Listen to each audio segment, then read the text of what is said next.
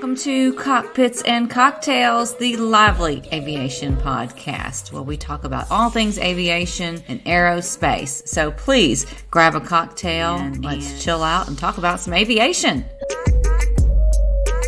Hello, everyone. Welcome to Cockpits and Cocktails. We have a very special guest. Now, usually we have women on our program, but we have a very special guest today, Joe. And you know him as Bananas on social media. We all know he owns a Cub, right? I do. The 1941 65 horsepower J3 Cub. You had to add the 65 horsepower? Yeah, I want everybody to know that it's severely underpowered. I love it. Well, it's a beautiful little baby. So, thank you.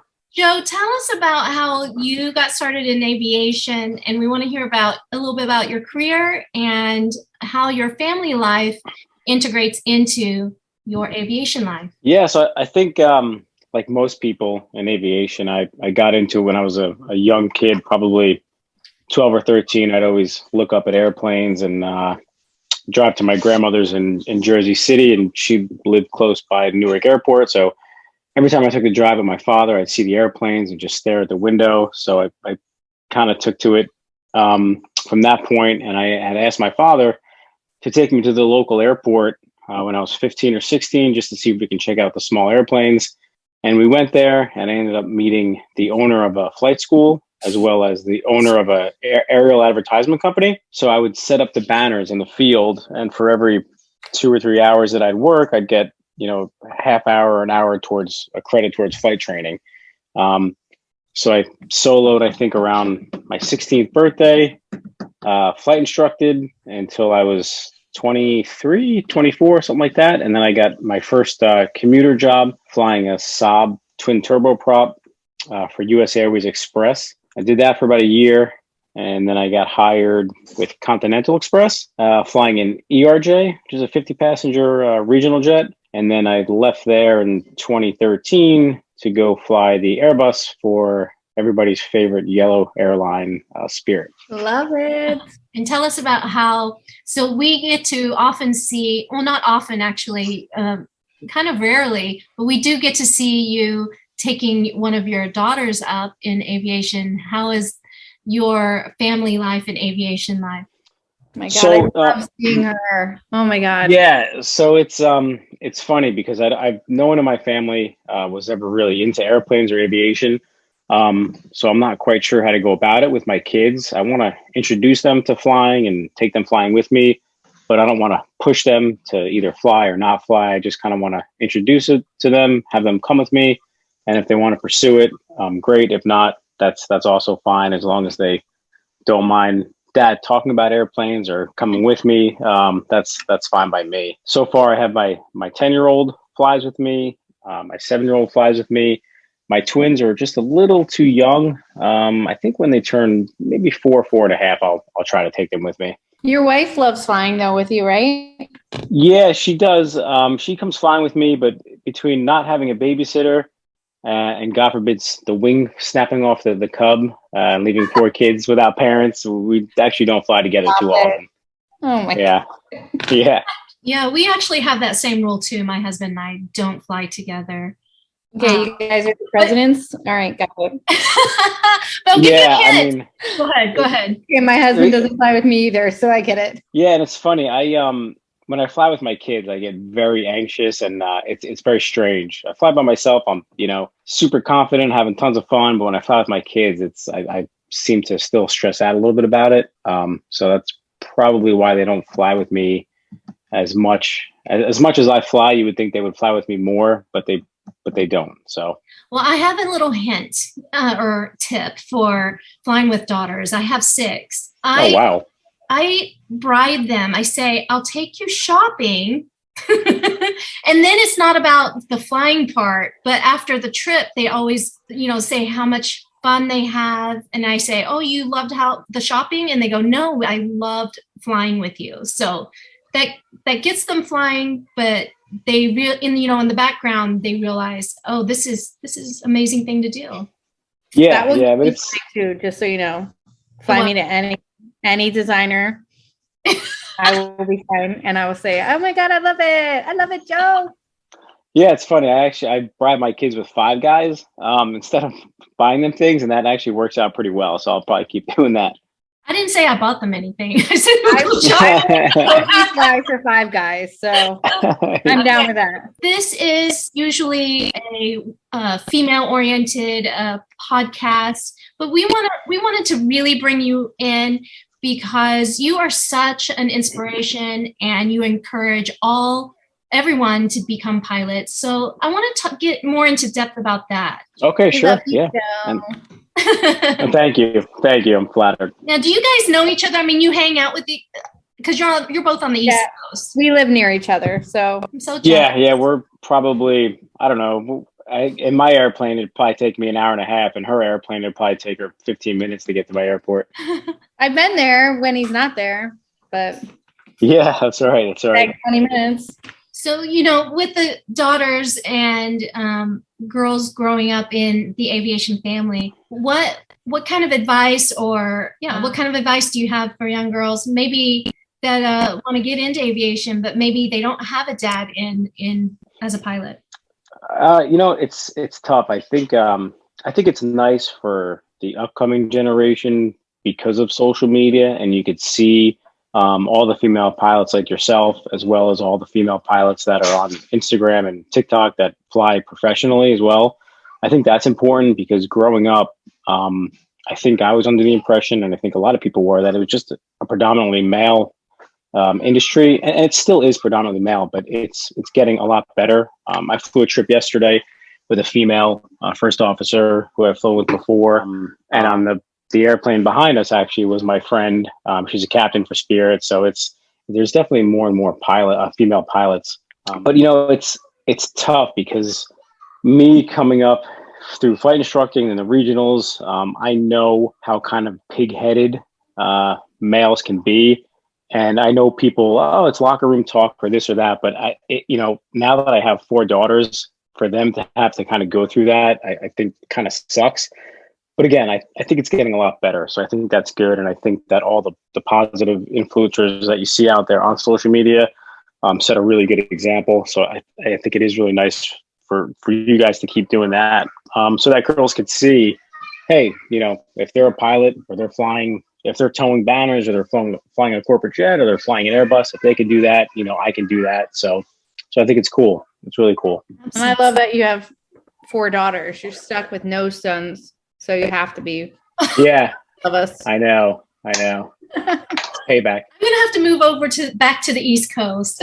I'm telling you, East Coast living, Jersey Shore. So I'm not sure if this is going to air before or after Oshkosh, but let's just talk a little bit about that. Are you going to be there? I am unfortunately not going to be there. I've never been there. Every year I plan on going and I end up not being able to go. I will get there eventually. I'm really hoping next year. I'm 99.9% sure that when I do get there, I will not be flying my airplane because it's going to take me too long. But ride in a Sierra? Yeah, I'll probably just jump seat out there, or we could fly your Cirrus and we could just pull the parachute over the field and make. You know what? I muted myself on my comment. That would be fun. Well, let's talk about, you are known for your Cub. How did you get your Cub? And now I want to give you kudos. That reel with the vortex, that was just amazing. I loved it.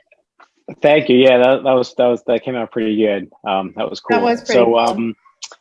I actually wanted to. Joe is known because he bought the Cub without his wife knowing. That's actually that is true. Let's talk about this. Yes. Ready? Yeah. And I'm gonna mute myself and you go.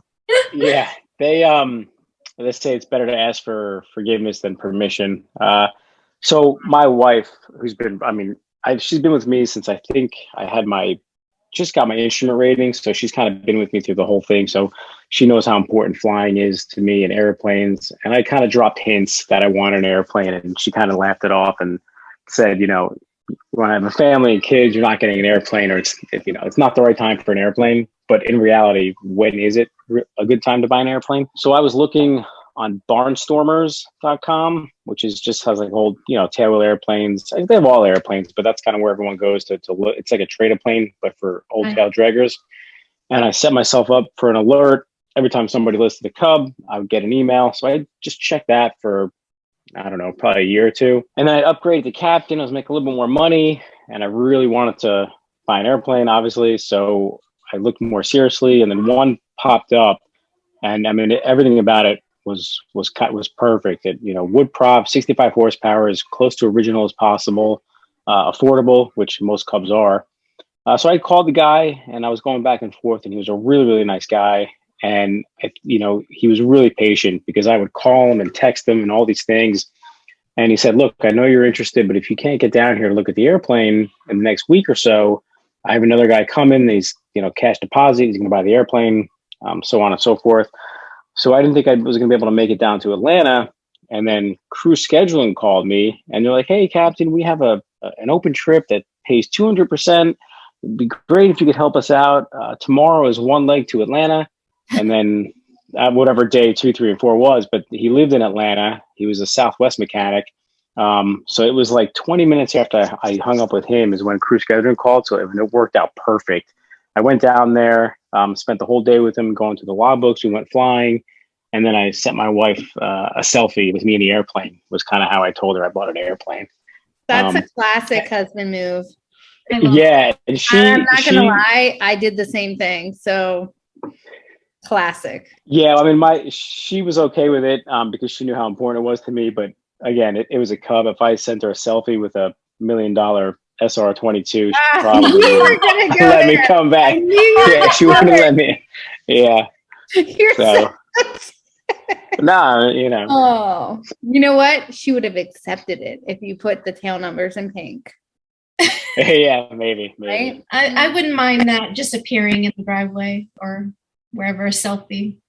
Here, this is yours. Yeah. Imagine. Be like, I know. Hey, I love you so much.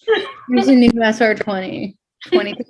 It accidentally fell in my lap. So you don't have to give away any secrets or anything, but I love your reels, and everyone that watches, what advice, if you don't want to give away any secrets, because it looks like you have a camera crew following you everywhere, every time you fly. Thank you. He really has his 4-year-old recording. I love giving out all my secrets. The biggest thing, and it could be $10,000 camera or like an iPhone 3. The biggest thing is a lot of people, and obviously your schedule is your schedule, but I have a ton of free time, so I can get up, at the golden hour when the sun rises and go out and film. And that's really makes all the difference in the world because the lighting is just super soft and it's just perfect. So that's number one. And the other thing with going out super early is that, I go to these private small grass strips so I can, shut the airplane off, set up a camera that's kind of out of the way and do my thing. If I went out at 1:00 in the afternoon at, the local my home airport where there was a flight school there and tried to set up a camera, I think the cops or the FAA would be there probably within minutes. So that's really the biggest thing is just kind of go somewhere where no one else is around, do it early in the morning or late afternoon, and kind of just think about what kind of picture you want and how you can make it happen. Because like the one with the wingtip vortices, that was something that in my mind, I remember I was flying way back and I'm like, oh, this would be cool if I could get a shot like this. And it kind of just worked out perfect in that regard. So it really was a cool video. It really was. Yeah. Yeah. It was. Thanks. Yeah. It's all in the lighting though. It's all early morning light is what makes all why my, do you wake my, up that my stuff early? look good. Is that for us? Just for Instagram? Yeah, no, I mean, why not? If you could wake up, before the craziness of the day and go out and fly for 3 hours, I mean, how could you not want to do that? It's a little different in a Cub because a Cub is like a go-kart. You're going slow, you're not going far. Gas is expensive, but the Cub doesn't burn much.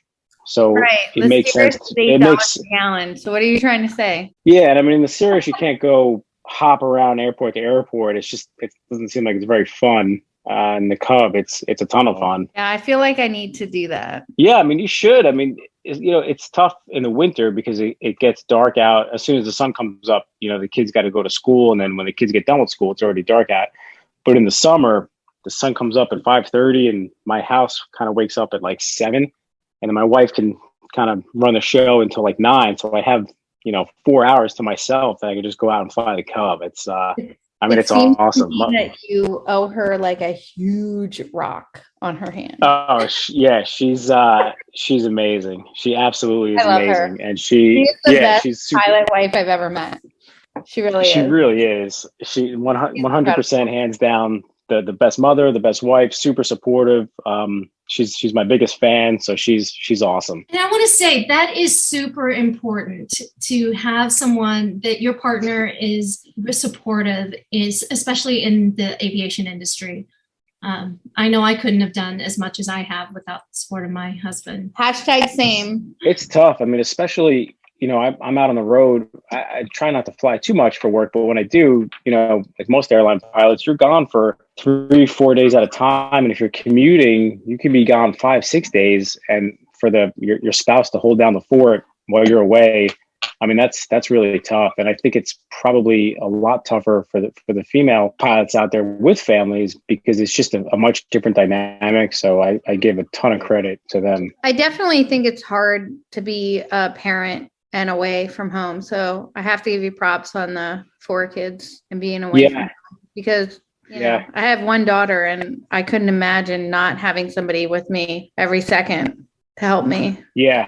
I don't know how my wife does it. I really don't, but she does. So kind of a fun little question here. I've seen some of your posts. I know you have some beer after but this is Cockpits and Cocktails. What is your favorite cocktail? I'm actually having a bit of it right now. I'm just a whiskey.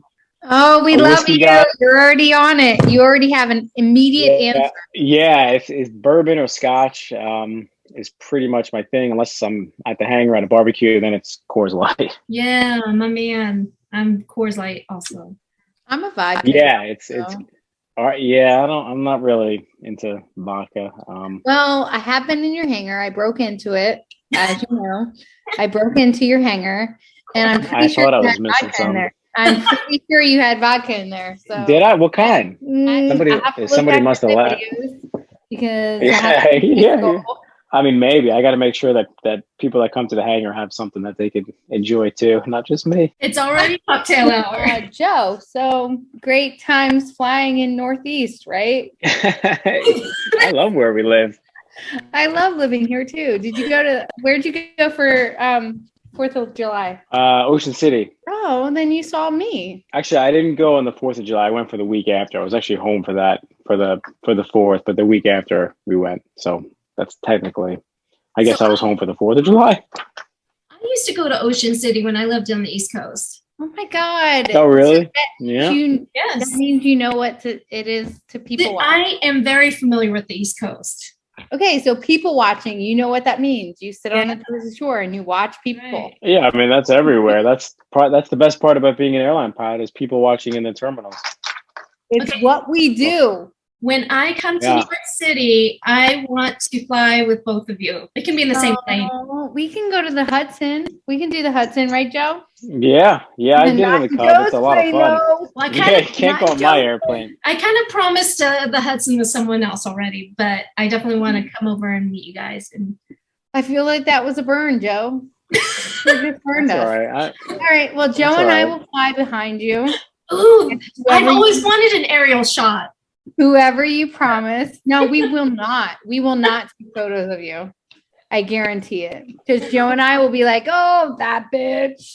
No. You know what we'll do? We'll go hop around grass airports in the Cub, because I don't know if there's much of that out on the West Coast. We're not hopping around grass airports in the Cirrus, so I'm good with you. To Texas when I got my Cub flying. I had to do it in Texas. Oh, okay. How about you? The Cirrus is approved for grass, isn't it? It technically is. You'll find out next week or next month when I'm either landing or not landing. Yeah. Find out. No, that's actually the perfect airport. It's long, it's flat, and it's easy, so it should be no problem. I actually plan on flying over it, so I'm gonna look at it. But my plane's in for its 100 hour this whole week. I'll either be driving to Sunbury or I'll be flying to Sunbury. So we'll see. Worst case, there's a paved airport not more than 5 miles away. You could just land there and then. Well, you know Joe better than I do. Do you have any other questions? Yeah, that we could share with the world because we want them to know him. I do. Joe, why did you not buy a Cirrus? If I was gonna get a family airplane, it'd probably be a Cherokee 6. So ooh, I have a family of 6, so the choices are pretty limited. It's either that or like a Cessna Caravan. So they are pretty Bonanza. I agree. They are limited. Yeah. Especially to the banana that you can land at. Because then you could be Bananas Bonanza. Yeah, yeah. He would never be Bananas Bonanza. Yeah, airplanes like that, they just don't seem very fun to me unless I needed them to go somewhere. I just try to stay away from the sophisticated, shiny glass and small airplanes.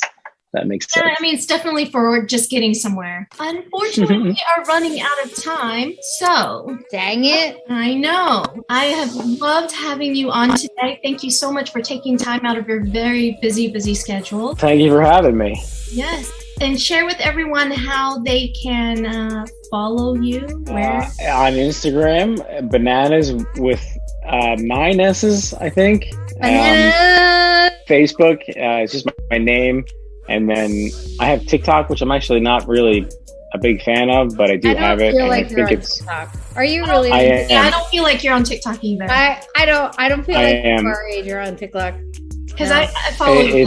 Yeah, I think it's like the flying banana or flying bananas. But yes. Thank you so much for being on Cockpits and Cocktails. Please subscribe, and you can also follow Cockpits and Cocktails on Instagram.